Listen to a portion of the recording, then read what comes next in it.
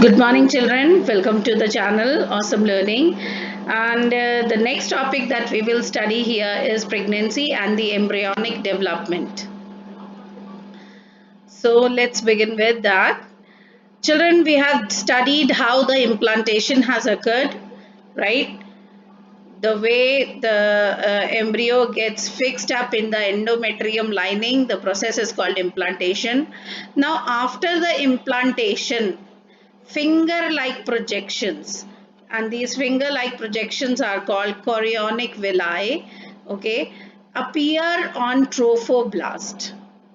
So you can see finger-like projections on the trophoblast. They appear on the trophoblast and they are surrounded by uterine tissues and maternal blood.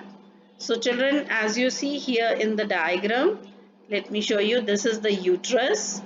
This is the placenta, which is connecting the mother and the baby, and this is the amniotic fluid, right? Here, umbilical cord is the cord which is connecting, which is a connection between the placenta of the mother and the fetus. That is the umbilical cord. So you see finger like projections have now been formed, see, and these finger like projections are called chorionic villi, and these are surrounded by maternal blood. This whole pinkish peachish pink, this is maternal blood. You see, this is maternal blood, okay. It is surrounded by maternal blood. So the chorionic villi and the uterine tissue are interdigitated. Now, interdigitated means as when you lock your fingers of both the hands, right? When you lock your fingers in both of them, of both the hands, जब आप अपनी दोनों हाथों की उंगलियों के बीच में उंगलियां फंसा लेते हो, this is known as interdigitation. So similarly, chorionic villi and uterine tissues, both of them are interdigitated to form placenta.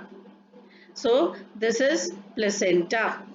Okay, now placenta is structural and functional unit between embryo, that is the fetus, and the maternal blood body, because this is the one which will help in the exchange of various materials, even the gases, the nutrition and the waste products.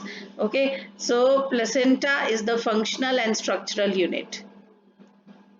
Placenta is connected to the embryo, you see, by an umbilical cord. I just told you the placenta is connected to the embryo by a cord which is called umbilical cord, and it transports substances to and from the embryo, like the nutrition from the mother to the baby is taken by this placenta. Even the exchange of gases is done through this placenta, and the waste product of the child is also thrown out or delivered from the baby through this placenta into the maternal body.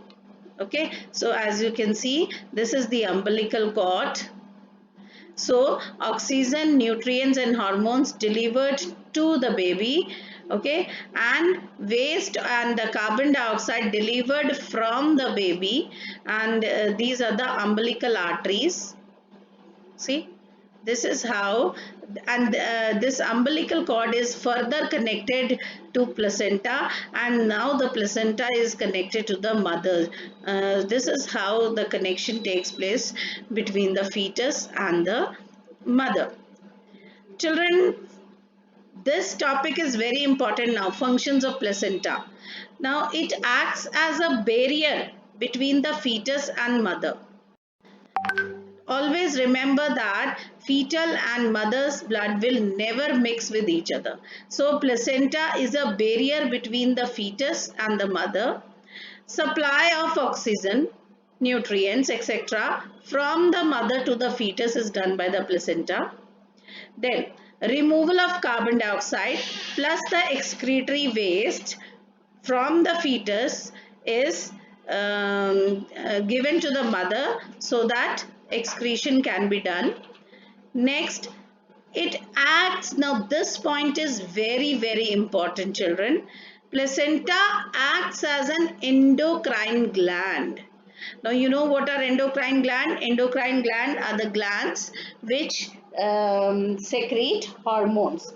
So placenta is the one which which is considered to be the endocrine gland. Now why is it considered endocrine gland? Because it secretes certain hormones.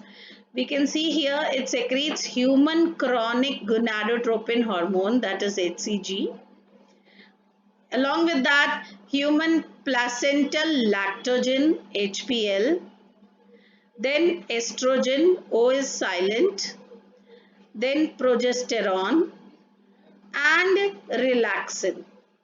So these are the hormones released by placenta, and because placenta is responsible for releasing or secretion of these hormones, that is why it is also considered as an endocrine gland. Children, relaxin is also secreted by ovary. So remember, this is a point to be noted, that relaxin which is produced by the placenta is also secreted. Some amount is also secreted by the ovary. Children, now during pregnancy, estrogens, progesterone, cortisol, prolactin and thyroxine, etc. are also increased in the maternal blood. Now if we are supposed to do a test on a normal female and a pregnant female, we will see that the quantity of hormones released by the pregnant woman is always more in comparison to a normal woman who is not carrying the baby. They support the fetal growth. Now, why the hormone levels are increased here during pregnancy? Because they support the fetal growth. They also support the metabolic changes, because now the metabolic reactions that are taking place inside the mother are in large quantities, and the reactions are also taking place in more number, right? So because there are metabolic changes in the mother, so to maintain that pregnancy, so the level of the hormones has also increased. Children, the germ layers give rise to all the tissues and organs. We have studied this, that all the organisms are either diploblastic, that is made up of 2 germ layers, or they are triploblastic, that is they are made up of 3 germ layers. So these germ layers are responsible for giving rise to all the tissues and organs in the body. The most important here is the stem cells in inner cell mass. Now children, remember, this is very important because this technology is being used these days. The stem cells which are present in the inner cell mass have the potency to give rise to all the tissues and organs. So these days, when a lady or when a female contacts her gynecologist, then she tells her, when she is in touch with a gynecologist, the gynecologist always tells the couple that if you want, you can secure the stem cells of your baby in a stem cell bank.